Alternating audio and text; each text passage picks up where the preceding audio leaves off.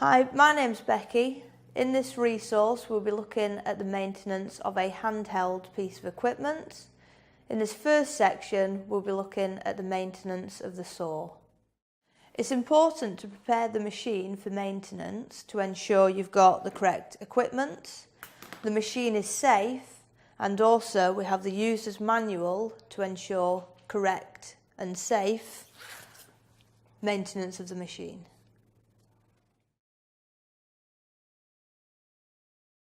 In this section we'll look at the basic safety pre-start checks.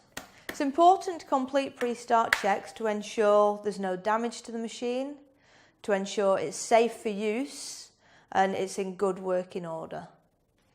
With pre-start checks, start at one end of the saw and work your way over to the other. We've got to look for visual signs first of all. We've got stickers here, safety stickers that must be followed. They must be clear and not covered in dust or dirt. The fuel cap must be securely fitted. This can be pressed and twisted to ensure. We've got the pull cord. Release slightly, check the handle and the cord is not frayed. Ensure there's no damage to the plastic components. The throttle, ensure the switches are working, and likewise switches on the top free and working. Choke must be free to move, and check the handle is free from grease or oil. Ensure the decompression valve releases. On the front we've got the guard. Ensure the guard is fitted properly, no loose areas or damage. And finally the blade. The blade must be free from damage. Ensure is fitted tightly, correctly, and overall the machine is safe to use.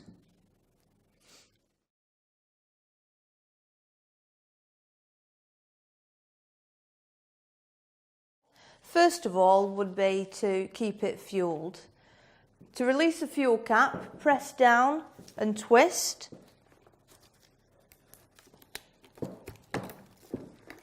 The fuel cap will be released. It will be held in place by a cord. Check the level of the fuel. If more fuel is required, 100 millilitres of oil should be mixed with 5 litres of fuel. That's a 50-to-1 ratio. This will be release the cap, pour it into the fuel can, mix it up, and then a funnel must be used to insert and fuel the machine. Ensure that the cap is put back in place securely. Next, we've got the air filter at the back of the machine. Release the screws using your tools and keep all screws in a container so as not to get lost. Remove the plastic cover from the back of the machine. That will lead to the air filter. Check the components, ensure it's clean and free from debris. And likewise, this can be removed, can be cleaned, and inspect inside to make sure that the machine is clean. If you're happy with the condition, pop that back in.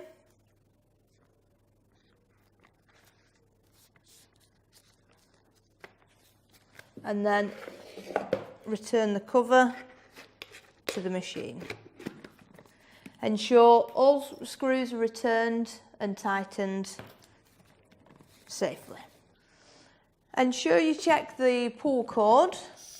Release the cord, check in for any fraying. If any fraying is found, this must be reported to the supervisor as it could lead to the cord snapping next time in use. Another maintenance operation is to check that the blade is securely fitted. Check the bolts are fastened tightly with no debris and ensure there's no damage to the blade. This must be the correct type of blade for cutting stone. This is one for cutting metal. There are arrows on the blade. The arrows must point in the direction that the blade will be spinning. All of this should be checked before the machine is used and regularly for maintenance. There's a water attachment on the machine. A hose pipe or pump can be attached here. This will help to trap dust as you're using the machine to cut. Check that this area is clear and water can be attached properly.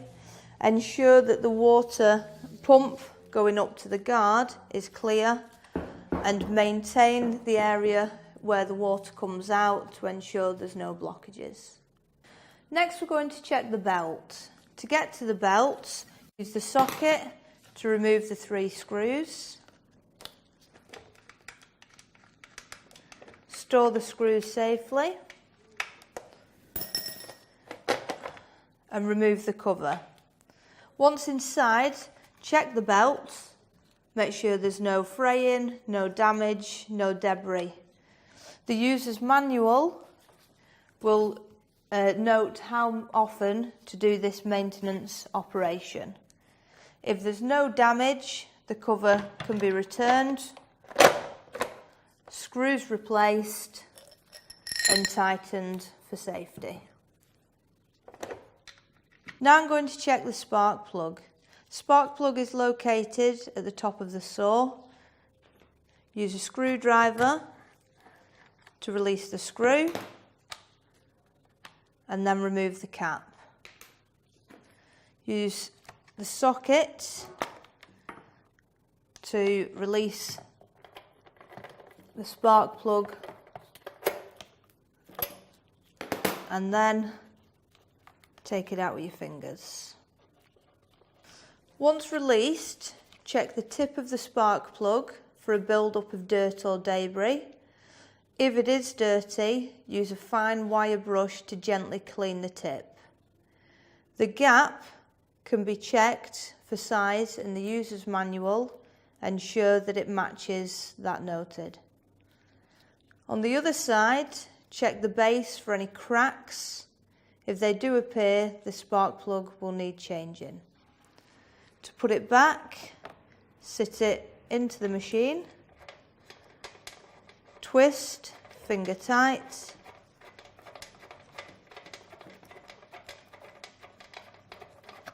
and finish with the socket.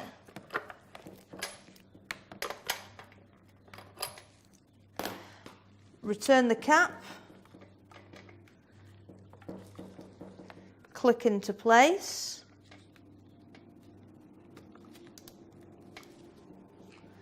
and then return the cover. Tighten the screw. If the employee is finding a problem on the pre-start checks, this must be reported to the supervisor. The supervisor will ensure the machine is not in use, add a defect tag, and the machine is sent away to a specialist or a trained person on site to be fixed. Once you've finished with the machine, ensure it is stored safely in a dry, locked area.